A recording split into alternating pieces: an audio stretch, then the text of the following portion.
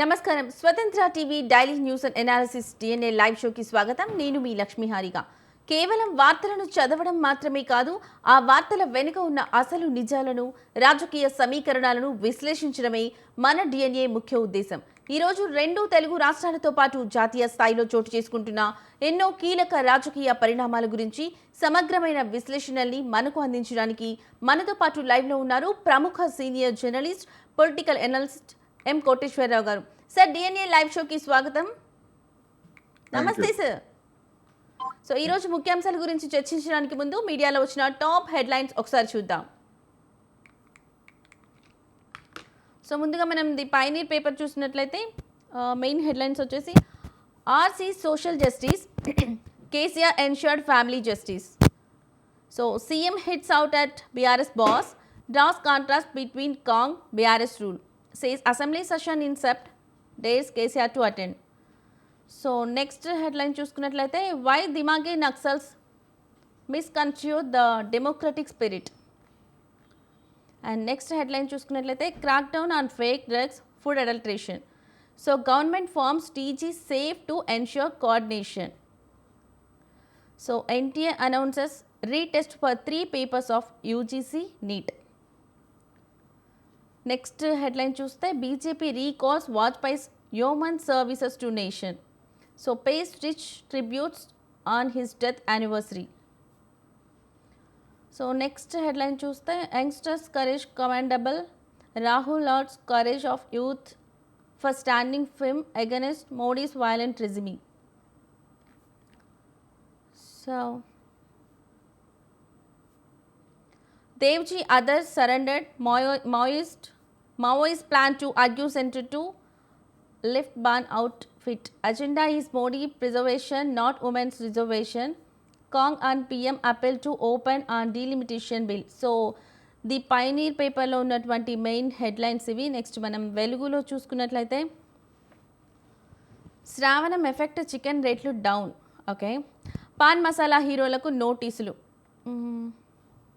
Next headline వచ్చేసి ఇదేం పరేషాన్ బాయ్, 22,000 ప్రభుత్వ భూములతో పాటు ప్రైవేట్ ఆస్తులు.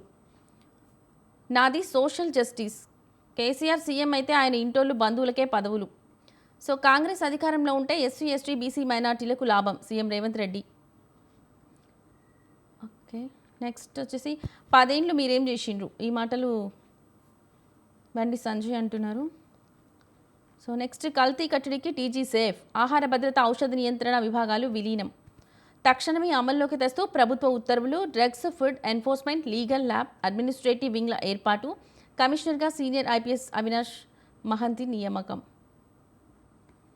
ఒక వెలుగులో ఉన్నటువంటి మెయిన్ హెడ్లైన్స్ ఇవి. నెక్స్ట్ మనం నమస్తే తెలంగాణలో చూస్తే దోపిడీ సోపతి భూభారతి, భూ బకాసురుల కోసం కాంగ్రెస్ మార్క్ వంటా వార్పు. So next big gift, big షోడో డైరెక్షన్లో అధికారి లీలలు. సాగుకు కరెంటు 9 గంటలే, శ్రీశైలం నుంచి ఏపీ నీటి చౌర్యం. కేసీఆర్ కట్టడం కాంగ్రెస్ రిబ్బన్ కటింగ్. హైదరాబాద్ నలువైపులా 4 దవాఖానాల నిర్మాణానికి నాడి శ్రీకారం. అవయవ మార్పిడి చికిత్సతో పాటు 37 ప్రత్యేక వైద్య విభాగాలు. నేడు సనత్ నగర్ టీమ్స్ను ప్రారంభించిన ముఖ్యమంత్రి రేవంత్. నెక్స్ట్ జార్ఖండ్ జంగ్, 23వ రోజుకు విద్యార్థి ఆందోళన. కళ్యాణ లక్ష్మి రద్దుకు కాంగ్రెస్ కుట్ర. సో ఇవి కేటీఆర్ అంటున్నారు ఈ వర్డ్స్. నెక్స్ట్ మనం ఆంధ్రజ్యోతిలో చూసుకున్నట్లయితే మెయిన్ హెడ్లైన్స్ వచ్చేసి మెగా గర్జన. సో ప్రతిభతో సాధించాం, నిందలు సహించాం. ఉపాధ్యాయులను అవమానిస్తే పుట్టగతులుండవు, రేయింబవలు కష్టపడి చదివి ఉద్యోగాలు తెచ్చుకున్నాం. సో ఇక నుంచి జగన్ అభిమానిని కాదు అంటున్నారు. అండ్ ప్రత్యక్ష పురపోరు, నేరుగా చైర్పర్సన్లు మేయర్ల ఎన్నిక, రేపే అసెంబ్లీలో బిల్లు. నేటి నుంచి అసెంబ్లీ 4 రోజుల పాటు వర్షాకాల సమావేశాలు. డిఎస్సి గ్రూప్ 1 సహా 10 అంశాలపై చర్చ. సభ ముందుకు మొత్తం 7 బిల్లులు. కీలకంగా బీసీ కోటా, స్థానిక సంస్థల బిల్లులు. నేటి ఉదయం బీఏసీ సమావేశం. సో ఏఐతో నేరాలకు చెక్, జనం చెవిలో జగన్ పూలు. సో శ్రీదేవి ఇంట్లో స్టే చేస్తారా, షారుఖ్, యువరాజ్, అజయ్ దేవ్గన్ తదితర ఇళ్లలోనూ బసకు ఛాన్స్. ఓకే, అత్యవసర వైద్య సేవలు బంద్. నేటి నుంచి జూనియర్ వైద్యుల సమ్మె ఉధృతం. ప్రత్యామ్నాయ ఏర్పాట్లపై వైద్యాధికారుల దృష్టి. బోధనాసుపత్రుల్లో వైద్య సిబ్బందికి సెలవులు రద్దు. నేటి నుంచే వైభోగాపురం. సో ఇవి ఆంధ్రజ్యోతిలో ఉన్నటువంటి మెయిన్ హెడ్లైన్స్. నెక్స్ట్ మనం సాక్షిలో చూసుకున్నట్లయితే సమర శంఖం పూరిద్దాం, ఉద్యోగులకు AP JAC Amaravati chairman Bopparaju Venkateswarlu పిలుపు.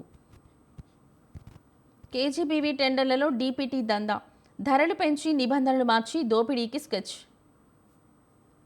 మార్కెట్ ధరల కంటే దాదాపు 40% అధికంగా టెండర్ ధరలు.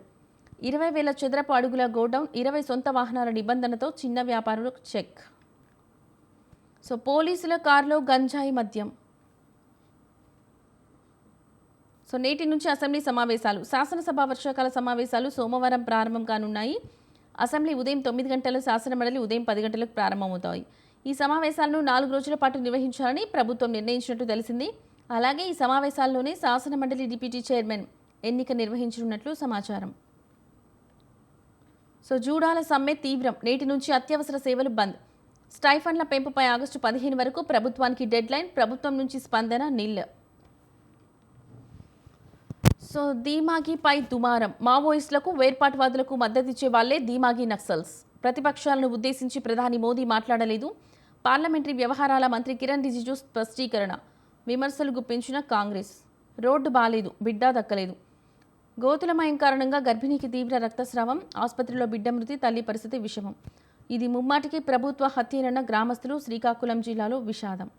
ఇప్పుడు ఈరోజు మెయిన్ టాపిక్స్ని డిస్కస్ చేసి మన ఎనలిస్ట్ కోటేశ్వరరావు గారి ఎనాలిసిస్ తెలుసుకుందాం. ముందుగా ఏపీలో ప్రత్యక్ష మున్సిపల్ ఎన్నికల బిల్లు. సో ఆంధ్రప్రదేశ్లో మున్సిపల్ చట్ట సవరణకు కూటమి ప్రభుత్వం అడుగులు వేస్తోంది.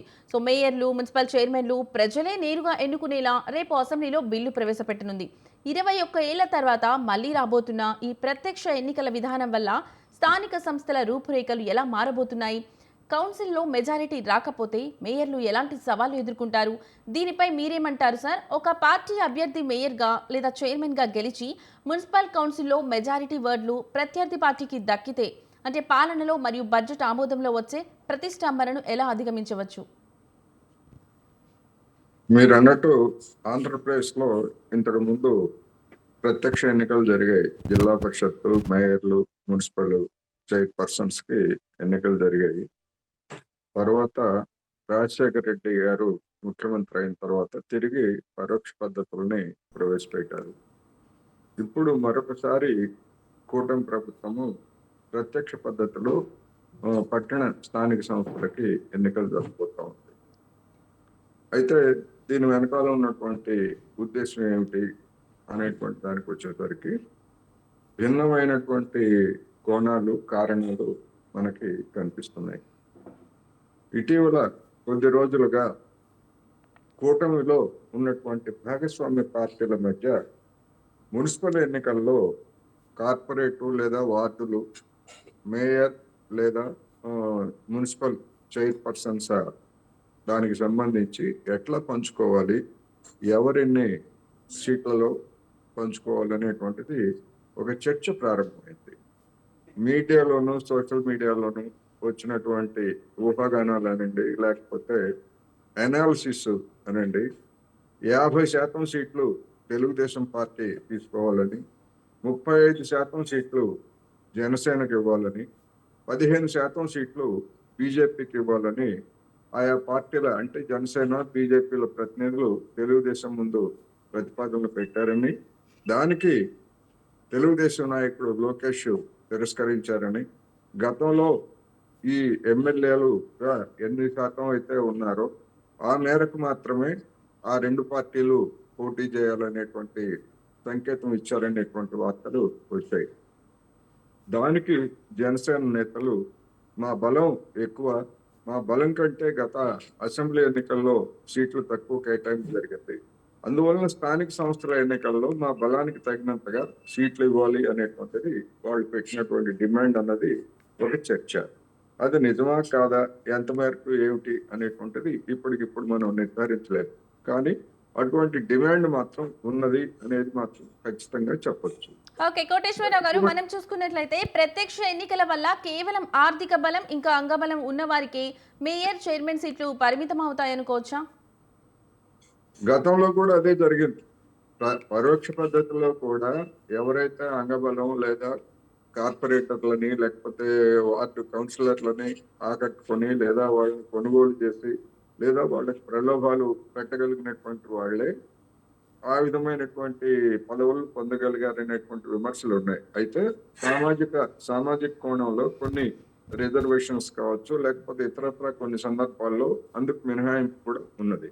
కానీ ఆ తర్వాత ఆ కార్పొరేటర్లు ఆ కౌన్సిలర్లు కూడా మాకేంటి అనేటువంటి పద్ధతుల్లో ఆ వ్యవహరించినటువంటి తీరు కూడా ఉన్నది. అయితే ఇప్పుడు ప్రత్యక్ష పద్ధతిని ప్రవేశపెట్టడం ద్వారా కార్పొరేటర్లు లేదా కౌన్సిలర్లకి ప్రాధాన్యత తగ్గించడానికి వేసినటువంటి ఒక ఎత్తుగడ. దీని వెనకాల ప్రధానంగా తెలుగుదేశం పార్టీ ఉన్నదనేటువంటిది స్పష్టంగా చెప్పవచ్చు.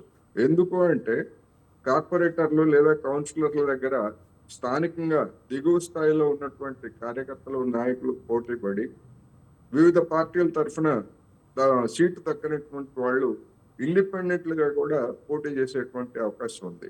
ఆ విధంగా అధికార కూటమిలో తిరుగుబాట్లు లేకపోతే ఇండిపెండెంట్లుగా పోటీ చేసేట్లయితే ప్రతిపక్ష వైసీపీకి అడ్వాంటేజ్ ఉండేటువంటి పరిస్థితి ఉన్నది. అందువలన చైర్పర్సన్స్ లేకపోతే మేయర్ల పదవులకి ప్రత్యక్ష ఎన్నికలు జరిగేట్లయితే కౌన్సిలర్లు లేకపోతే కార్పొరేటర్లు ఎవరు వచ్చినా కానీ పెద్ద అంత దానికేమి ప్రాధాన్యత ఉండదు. అందుకనే ఈ విధమైనటువంటి ఎత్తుగడ వేసినట్టుగా కూడా మనం భావించవచ్చు.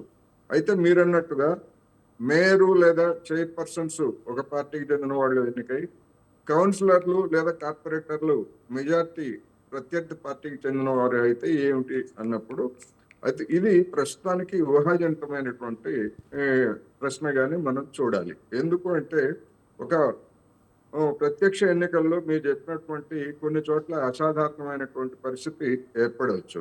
అయితే స్థానిక సంస్థలకు ఉన్నటువంటి అధికారాలు లేకపోతే ఇవన్నీ కూడా చూసినప్పుడు ఆయా వార్డులకు కేటాయింపులు ఇవన్నీ కూడా స్మూత్ గానే జరిగేటువంటి అవకాశం ఉంటుంది. రెండోది ఆ మేయర్లకి లేదా చైర్పర్సన్స్ కి విస్తృత అధికారాలను కల్పిస్తూ చట్ట సవరణ కూడా చేసేటువంటి అవకాశం ఉంది. అందుకని అది అమల్లోకి వచ్చిన తర్వాత అలాంటి చట్ట సవరణలు ఏం చేస్తారు, లేకపోతే ఎజెండాలను ఏ విధంగా ప్రవేశపెడతారు, లేదా ఆమోదానికి అనుసరించేటువంటి పద్ధతులు ఏమిటి అనేటువంటివన్నీ కూడా రాబోయేటువంటి రోజుల్లో ఖరారు చేయాల్సి ఉంటుంది. కనుక ఆ వివరాలన్నీ వచ్చిన తర్వాత మాత్రమే వాటి మీద మనం సరైనటువంటి విశ్లేషణ చేయగలం. ఓకే కోటేశ్వర గారు, ఇక మనం సెకండ్ టాపిక్ గురించి చూద్దాం సార్. ఎర్రకోట వేదికగా రేగిన దిమాగీ నక్సల్స్ వివాదం.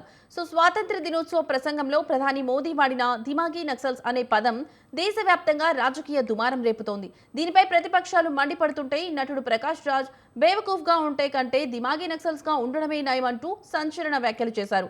అసలు ఈ దిమాగీ నక్సల్స్ పదం వెనుక బీజేపీ మార్క్ నెరేటివ్ పాలిటిక్స్ ఏమనుకోవచ్చు. సో చిదంబరం లాంటి వాళ్ళు దిమాగీ నక్సల్ గా ఉండడం దానికి గర్వంగా ఉంటుందంటున్నారు. సో ప్రధాని హెచ్చరించిన పదాన్నే ప్రతిపక్షాలు లేదా మేధావులు ఒక గౌరవ సూచికగా మార్చుకోవడానికి ప్రయత్నిస్తున్నారనుకోవచ్చా? సో దీని వల్ల ప్రజల్లోకి ఎలాంటి సంకేతాలు వెళ్తాయి? హారిక్ గారు, గడిచినటువంటి నరేంద్ర మోడీ గారు 13వ స్వాతంత్ర దినోత్సవ ప్రసంగం చేశారు. అంతకు ముందు చేసినటువంటి 12 ప్రసంగాలలో చెప్పనటువంటి, అంటే ఒక ఉపన్యాసంలో చెప్పినటువంటి మాటల్ని మరొక ఉపన్యాసంలో చెప్పకుండా 13 సార్లు కూడా కొత్త కొత్త పదాలని, కొత్త కొత్త నినాదాలని, కొత్త కొత్త పథకాలని కూడా ముందుకు తీసుకురావడం అనేటువంటిది మనం చూస్తున్నాం. దానిలో భాగంగానే దిమాగీ నక్సల్స్ అంటే మేధో నక్సల్స్.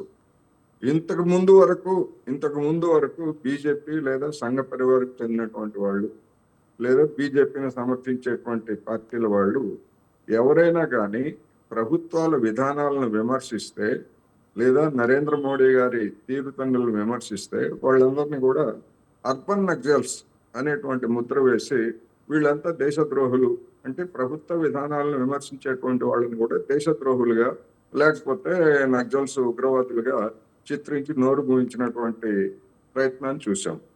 ఎందుకంటే ఆ తర్వాత అది అయిపోయింది. ఎందుకు అయిపోయింది అని అంటే అమిత్ షా గారు చెప్పినట్టుగా దేశంలో నక్సల్స్ అందరినీ కూడా మేము లేపేశాము, లేకపోతే వాళ్ళంతా లొంగిపోయారు. ఇప్పుడు ఎక్కడా కూడా దేశంలో నక్సల్స్ సమస్య లేదు. ఇంకా కొంతమంది ఎవరైనా ఉంటే వాళ్ళు కూడా లొంగిపోయే దశలో ఉన్నారు అని చెప్పేసి ప్రకటించారు. ఓకే, మరి కోటేశ్వరరావు ఇప్పుడు గారు, అదేవిధంగా మనం చూసుకున్నట్లయితే జాతీయ భద్రత భావాచారాలకు సంబంధించిన ఇంతటి సున్నితమైన అంశంలో ప్రకాష్ రాజ్ లాంటి వాళ్ళు ప్రముఖులు బహిరంగంగా ఇటువంటి వ్యాఖ్యలు చేయడం వల్ల సాధారణ ప్రజల ఆలోచన విధానంపై, రాజకీయ ధృవీకరణపై ఎలాంటి ప్రభావం పడుతుందనుకోవచ్చు? ఇప్పుడు దేశ ప్రధానిగా ఉన్నటువంటి వ్యక్తి దిమాగి నక్సల్స్ అంటే మేధో నక్సల్స్. ఈ మేధో నక్సల్స్ ప్రభుత్వ యంత్రాంగంలో సలహాదారులుగాను లేకపోతే వివిధ పదవుల్లో ఉన్నారు అనేటువంటి విమర్శ ఆయన చేశారు. ఇక్కడ మనం గమనించాల్సింది ఏమిటంటే 12 సంవత్సరాలుగా ప్రధానమంత్రి లేదా బీజేపీ కేంద్ర అధికారంలో ఉంది. అదేవిధంగా వాళ్లే చెప్పుకున్నట్టుగా అత్యధిక రాష్ట్రాల్లో బీజేపీ అధికారంలో ఉంది లేదా వాళ్ళ మిత్రపక్షాల అధికారంలో ఉన్నాయి.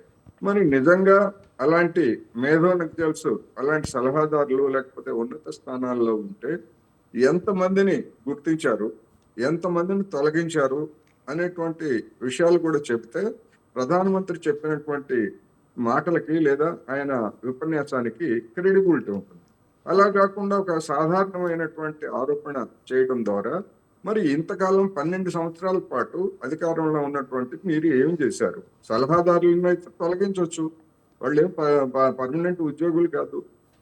లేకపోతే ఇతరత్ర నియామకాలు పొందినటువంటి వాళ్ళని కూడా తొలగించవచ్చు. వీసీలు కావచ్చు, లేకపోతే ఇవన్నీ కూడా తాత్కాలికమైనటువంటివి, పర్మనెంట్ ఉద్యోగులు కాదు. మరి ఏమి చేశారు మీరు? ఎంతమందిని ఆ విధంగా తొలగించారు? ఎంతమందిని ఆ విధంగా గుర్తించారు? ఇది ప్రశ్న. అందుకని అసలు దీని వెనకాల ఉన్నటువంటి కారణం ఏమిటి అనేటువంటిది కూడా చూడాలి. ఇప్పుడు దేశంలో గడిచినటువంటి 12 సంవత్సరాల్లో మొత్తం అన్ని సంస్థల్లోకి, అన్ని రాజ్యాంగబద్ధమైనటువంటి సంస్థల్లోకి ఎన్నికల కమిషన్, న్యాయ వ్యవస్థ, అదే విధంగా పౌర యంత్రాంగం లేదా విద్యా వ్యవస్థలోకి మొత్తం ఆర్ఎస్ఎస్ భావజాలం కలిగినటువంటి వాళ్ళందరినీ కూడా పెద్ద సంఖ్యలో రిక్రూట్ చేశారు అనేటువంటిది అందరికీ వస్తున్నటువంటి విమర్శ. అది ఆ విమర్శను తట్టుకోవడానికి ప్రధానమంత్రి గారు ఎదురుదాడికి నాంది పలికారు. ఈ విధంగా ఇప్పుడు ఉదాహరణకి మన హైదరాబాద్ సెంట్రల్ యూనివర్సిటీ కావచ్చు, లేదా జేఎన్యు యూనివర్సిటీలో ఉన్నటువంటి వీసీలు కావచ్చు, ఇంకా వివిధ విశ్వవిద్యాలయాల్లో ఉన్నటువంటి వీసీలు అందరూ కూడా ఆర్ఎస్ఎస్, బీజేపీ అనుబంధమైనటువంటి వాళ్ళు తప్ప మరొకరు కాదనేటువంటిది బహిరంగ రహస్యం. అందుకని ఒకవైపు తమ అనుయాయుల్ని లేదా తమ మితవాద భావజాలం ఉన్నటువంటి వాళ్ళందరినీ ఈ వ్యవస్థలో ప్రవేశపెడుతూ దాని మీద వస్తున్నటువంటి విమర్శల్ని కాదనలేక కౌంటర్ గా ఈ దిమాగి నక్సల్స్ అనేటువంటి పేరుతోటి ఎదురుదాటికి నరేంద్ర మోడీ గారు దిగారు. దానివల్ల ఆయన సాధించేది ఏమీ లేకపోగా మొత్తం రియాక్షన్స్ చూస్తున్నాం. బేవకూఫుల కంటే దిమాగి నక్సల్స్. ఇప్పుడు మనం గతంలో ఇప్పుడు అమెరికాలో కూడా జరుగుతున్నది అదే. సోషలిస్టులు మీరు సోషలిస్టులు, కమ్యూనిస్టులు అని చెప్పేసి డొనాల్డ్ ట్రంప్ అక్కడ ఉన్నటువంటి రిపబ్లికన్ పార్టీకి చెందినటువంటి పురోగామవాదుల మీద ముద్ర వేస్తున్నాడు. వేసి ఇప్పుడు గత కొద్ది సంవత్సరాలుగా నడుస్తా ఉంది. ఇప్పుడు ఏ స్థితికి వచ్చారు? ఎస్, మేము సోషలిస్టులమే, కమ్యూనిస్టులమే, అయితే ఏమిటి అనే పద్ధతుల్లో అక్కడ యువత డొనాల్డ్ ట్రంప్ ని లేదా అటువంటి ముద్ర వేసే వాళ్ళని ప్రశ్నిస్తా ఉంది. ఇక్కడ కూడా అదే విధమైనటువంటి స్పందన వెల్లడైనా కానీ ఆశ్చర్యం లేదు. ప్రకాష్ రాజ్ స్పందన అదే. ఎస్, మేము బేవకూఫుల కంటే దిమాగి నక్సల్స్ గా ఉండటమే అని చెప్పేసి. మరి ఎవరైనా బేవకూఫ్ అంటే తెలుసు కదా మనకి ఏ విధమైనటువంటి కించపరిచే పదము. అందుకని ఆ విధంగా ఒక ఎక్స్ట్రీమ్ ఎండ్ కి కనుక ప్రధానమంత్రి నాయకత్వం వహిస్తే రెండో వైపు రియాక్షన్ కూడా ఇట్లాగే ఉంటది. రోజులు మారాయి అనేటువంటి అంశాన్ని ప్రధానమంత్రి గారు ఇంకా గుర్తించలేదు అనేది ఈ వ్యాఖ్య ద్వారా మనకు అర్థమవుతాం. ఓకే, కోటేశ్వరరావు గారు, ఇప్పుడు మనం మూడో టాపిక్ తీసుకున్నట్లయితే రేవంత్ రెడ్డి సామాజిక న్యాయం వర్సెస్ కుటుంబ పాలన సవాల్. సో కేసీఆర్ వస్తే కుటుంబానికే పదవులు, కాంగ్రెస్ వస్తేనే అన్ని కులాలకు, మైనారిటీలకు సామాజిక న్యాయం జరుగుతుందంటూ తెలంగాణ సీఎం రేవంత్ రెడ్డి చేసిన వ్యాఖ్యలు వేడి పుట్టిస్తున్నాయి. సో సెప్టెంబర్ అసెంబ్లీ సమావేశాల్లో బహిరంగ చర్చకు రావాలంటూ కేసీఆర్ ఫ్యామిలీకి ఆయన విసిరిన సవాల్ వెనుక కాంగ్రెస్ వ్యూహం ఏమనుకోవచ్చు?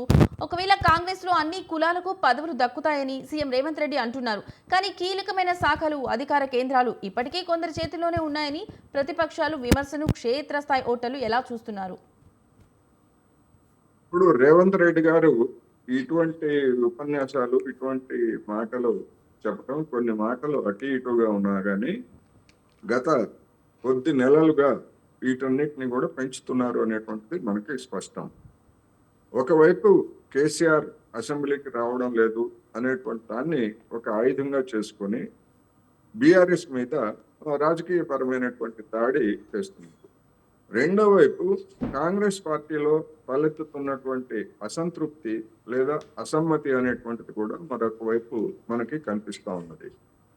మొన్న రాజగోపాల్ రెడ్డి గారు ఏ విధమైనటువంటి కామెంట్స్ చేశారో చూస్తే, నిన్న చిన్నారెడ్డి గారు, ఆయనకు పదవి ఉంది, అయినప్పటికీ అంతర్గతంగా అంటే ఆ జిల్లాలో ఉన్నటువంటి అంతర్గత కాంగ్రెస్ కుమ్ములాట్ల కారణంగా నేను అవసరమైతే జీవన్ రెడ్డి మాదిరి తిరుగుబాటు చేస్తాను అనే స్థాయి దాకా వెళ్ళారు. అదేవిధంగా ముఖ్యమంత్రి ములుగు పర్యటనలో మరి ఉమ్మడి నా వరంగల్ జిల్లాకు చెందినటువంటి మంత్రి కొండా సురేఖ ముఖం సాటేయటం అనేటువంటిది మరొక ముఖ్యమైనటువంటి పరిణామం. ఈ విధంగా చూసుకున్నప్పుడు కాంగ్రెస్ లో అసమ్మతి, ఒక విధమైనటువంటి అసంతృప్తి, ఇది కూడా మనకి స్పష్టంగా కనిపిస్తా ఉంది. ఈ నేపథ్యంలోనే మీకు మంత్రి పదవి నామినేటెడ్ పోస్టులు ఇస్తాము అనేటువంటి సంకేతం కూడా రేవంత్ రెడ్డి గారి ఉపన్యాసంలో మాటల్లో మనకి కనిపిస్తా ఉంది. ఓకే కోటేశ్వరరావు గారు, అదే విధంగా మనం చూసుకున్నట్లయితే కేసీఆర్ కుటుంబ పాలన అనే నినాదం 2023 అసెంబ్లీ ఎన్నికల్లో కాంగ్రెస్ కి బాగా ప్లస్ అయింది. సో అయితే 2026 నాటికి కూడా ఇదే నినాదాన్ని నమ్ముకోవడం బీఆర్ఎస్ ను బలహీనపరచడానికి సరిపోతుందా, లేక కాంగ్రెస్ తన సొంత డెలివరీ పైనే ఎక్కువ ఆధారపడాలా? అంటే రుణమాఫీ, గ్యారంటీ లాంటివి. మీరు చెప్పినట్టుగా కేసీఆర్ కుటుంబ పాలన అనేటువంటిది ఒక ప్రధానమైనటువంటి ప్రచారాస్త్రంగా గత ఎన్నికల్లో ఉపయోగపడిన మాట వాస్తవం. అదే సమయంలో గడిచినటువంటి 32 నెలల్లో చోటు చేసుకున్నటువంటి పరిణామాలను చూస్తే హైడ్రా ద్వారా రేవంత్ రెడ్డి సోదరులకి మేలు చేశారనేటువంటిది ఒకటైతే, తాజాగా భూముల కేటాయింపులో రేవంత్ రెడ్డి సోదరులు ఉన్నటువంటి కంపెనీలకు కేటాయించారు అనేటువంటిది కూడా వచ్చింది. అంటే మరి ఇది కూడా ప్రత్యర్థులు ప్రచారం చేస్తున్నట్టుగా ఇది కూడా కుటుంబాలకు చెందినటువంటి వ్యక్తులకి, రేవంత్ రెడ్డి సోదరులు కావచ్చు లేదా ఇతర బంధువులు కావచ్చు, వాళ్ళందరికీ కూడా ఆ విలువైనటువంటి స్థలాలు ఇవన్నీ కూడా కట్టబెడుతున్నారు లేదా కాంట్రాక్టులు కట్టబెడుతున్నారు అనేటువంటి ప్రచారాన్ని గడిచినటువంటి 32 నెలల్లో బీఆర్ఎస్ పార్టీ కూడా ప్రధానంగా ముందుకు తీసుకొచ్చింది. అందుకని జనంలో కూడా ఒక కన్ఫ్యూజన్, నిజంగానే రేవంత్ రెడ్డి తన సోదరులకి లేదా తన బంధువులకి ఈ విధమైనటువంటి కట్టబెడుతున్నారా అనేటువంటి దానికి వచ్చేసరికి హైడ్రా ఏం చెప్తా ఉంది, ఉల్లంఘించినటువంటి రేవంత్ రెడ్డి సోదరుల భవనాలకు సంబంధించి కోర్టు ఆదేశాలు ఉన్నాయనేటువంటి పేరుతోటి వాటి మీద ఎలాంటి చర్య తీసుకోవట్లేదు. మరి దాన్ని వెకేట్ చేయించడానికి హైడ్రా కానీ లేదా ప్రభుత్వం కానీ ఏ విధమైనటువంటి చర్యలు తీసుకుంది అనేటువంటి ప్రశ్నకి సమాధానం లేదు. అందుకని ఈ ఓవర్ ఏ పీరియడ్ ఈ 2.5 సంవత్సరాల్లో వచ్చిన అదేంటంటే కేసీఆర్ కుటుంబ పాలన, అదేవిధంగా రేవంత్ రెడ్డి కుటుంబ పాలన అనేటువంటిది కూడా రెండు ఈక్వల్ స్థాయికి ప్రచారానికి వచ్చాయి. అందుకని రాబోయేటువంటి రోజుల్లో మరి అది ఫెచ్ అవుతుందా అంటే అది ఫెచ్ చేయడానికి అవకాశం లేదు. ఎందుకంటే కేసీఆర్ కుటుంబంలో కవిత బయటకు వచ్చి ఆమె అనేకమైనటువంటి ఆరోపణలు చేస్తున్నటువంటి నేపథ్యాన్ని చూసాం. అది ఒక పాయ.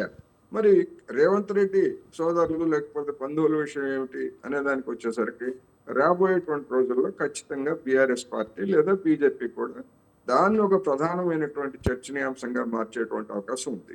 అందుకని ఇంకా 2.5 సంవత్సరాల సమయం ఉంది కనుక, 2 సంవత్సరాలకు పైగా సమయం ఉంది కనుక అప్పటికి జరిగేటువంటి పరిణామాలు ఏమిటి, లేదా రాష్ట్రంలో తలెత్తేటువంటి సమస్యలు, లేదా కేంద్రంలో జరిగేటువంటి మార్పులు, ఇవన్నీ కూడా ఎన్నికల్లో ప్రధానమైనటువంటి అంశాలుగా మారేటువంటి అవకాశం ఉంది. మొత్తం మీద చెప్పాలంటే రేవంత్ రెడ్డి సర్కార్కి లేదా కాంగ్రెస్ పార్టీకి సమస్యలు పెరుగుతున్నాయి. అవి బయట పెరుగుతున్నాయి, అంతర్గతంగా పెరుగుతున్నాయి. ఇప్పుడు రాజగోపాల్ రెడ్డి గారికి మంత్రి ఉద్యోగం కనుక ఇవ్వకపోయేట్లయితే నా తడాకా చూపిస్తాననే విధంగా ఆయన అటు కేంద్ర అధిష్టాన వర్గానికి, రాష్ట్ర నాయకత్వానికి కూడా ఒక సవాల్ విసిరారు. మరి దాన్ని ఎట్లా పరిష్కరిస్తారు? ఒకవేళ ఆయనకి మంత్రి ఉద్యోగం ఇచ్చేట్లయితే మరి ఆ ఉమ్మడి నల్గొండ జిల్లాలో ఒకే సామాజిక తరగతికి చెందినటువంటి వాళ్ళందరికీ కూడా మంత్రులు ఇచ్చారు, మా సంగతి ఏమిటని చెప్పేసి మిగిలినటువంటి వాళ్ళు డిమాండ్ చేసేటువంటి అవకాశం ఉంది. అందుకని ముందు చూస్తే నువ్వు వెనక్కి చూస్తే గొయ్యిలాగా ఇవాళ ఒక విధంగా కాంగ్రెస్ పరిస్థితి రోజు రోజుకి మారుతాంది అనేటువంటి కూడా మనం చెప్పొచ్చు. ఓకే, రైట్ కోటేశ్వరరావు గారు, వివిధ అంశాలకు సంబంధించి చక్కటి విశ్లేషణ అందించినందుకు ధన్యవాదాలు సార్. సో చూసారుగా, ఇది ఈనాటి డైలీ న్యూస్ అండ్ అనాలిసిస్ ప్రత్యేక విశ్లేషణ.